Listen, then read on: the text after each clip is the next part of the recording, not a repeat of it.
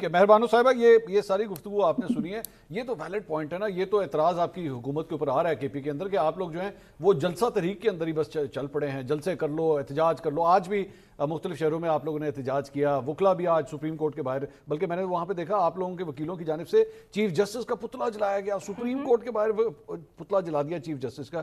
یہ مناظر تو پہلے کبھی بھی نہیں ہم نے دیکھے تھے، یہ کس ڈگر پہ چلنا شروع ہو گئے ہیں آپ لوگ؟ بسم اللہ الرحمن الرحیم، السلام علیکم۔ سب سے پہلے تو میں اس پہ آتی ہوں، مگر جو پہلے گفتگو ہوئی پنجاب کے شیر کے حوالے سے، میں اس پہ ذرا کچھ کامنٹری کرنا چاہتی ہوں۔ دیکھیے، مجھے تو تعجب ہوتا ہے کہ میاں صاحب آج بھی پوچھ رہے ہیں کہ مجھے کیوں نکالا، حالانکہ اب ان کو پوچھنا چاہیے کہ مجھے کیوں بلایا، کیونکہ یہ جو شیر ہے پنجاب کا جو دھاڑے مار رہا ہے، یہ تو اس شیر کے مترادف ہے جو قید میں، جس کے گلے میں اب گردن میں ابھی بھی رسا ہو اور وہ دھاڑے مار رہا ہو، کیونکہ وہ آزاد تو نہیں ہے۔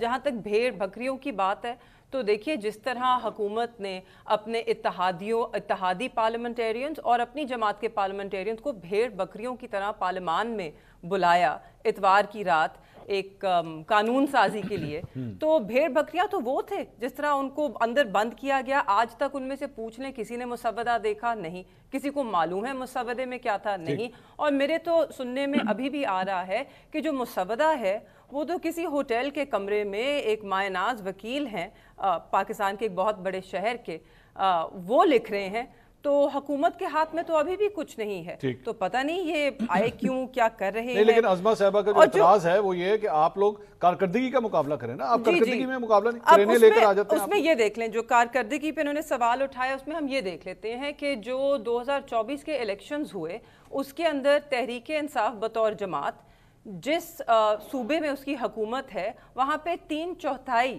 ان کے پاس مینڈیٹ ہے عوام کا۔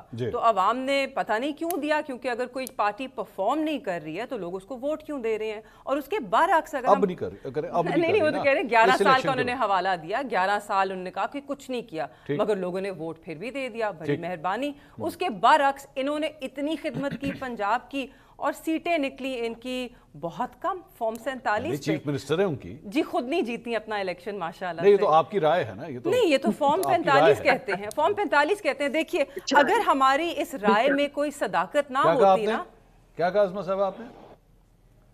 میں افسوس کر رہی ہوں۔ ہاں، کر لیجئے، کیونکہ اگر ہماری اس رائے میں صداقت نہ ہوتی تو پھر جس طرح ٹرائیبیونلز کو مفلوج کیا گیا، جس طرح ان کو روکا گیا، جس طرح اب جو پچھلے لاہور ہائی کورٹ کے جج تھے جو وہ تعینات کر کے گئے تھے ججز 8 ٹرائیبیونلز میں، ان کو تبدیل نہ کیا جاتا ای سی پی کی طرف سے، ای سی پی کے ہاتھ میں، کہ جو ایک جس کے خلاف ہی ہے نا یہ ٹرائیبیونلز۔ اس میں تو ہمارا دعویٰ یہی ہے کہ الیکشن کمیشن آف پاکستان نے بددیانتی کی ہے اور وہ اس ساری فریب کا حصہ رہے ہیں۔ تو یہ سب نہ ہوتا، یہ جتنے بھی اقدامات اٹھا رہے ہیں، اس سے جو ہمارا ایک دعویٰ ہے اس کو تقویت ملتی ہے۔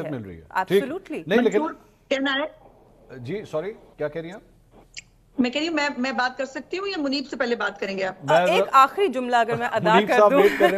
بالکل، انہوں نے جو پروگرام کے بعد بات کریں۔ نہیں، آپ کو بالکل میں موقع دیتی ہوں۔ لاسٹ سینٹنس منیب صاحب، you might even like it. انہوں نے گولیوں کی جو بات کی کہ وہ کہتے ہیں 10 گولیاں۔ دیکھیں، ابھی تک ہم نے جو دیکھا ہے، جو گولیاں چلی وہ پنجاب حکومت کی طرف سے چلی، پولیس نے چلائیں۔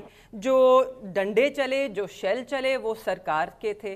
جو 100 سیکشن 144 نافذ ہوا وہ انہی کا خوف تھا جس کی وجہ سے یہ سب ہو رہا ہے۔ تو ان کو دیکھ اپنے گریبان میں جھانکنا چاہیے ہے، یہ پرامن شہریوں کو کیوں اس طرح روک رہے ہیں۔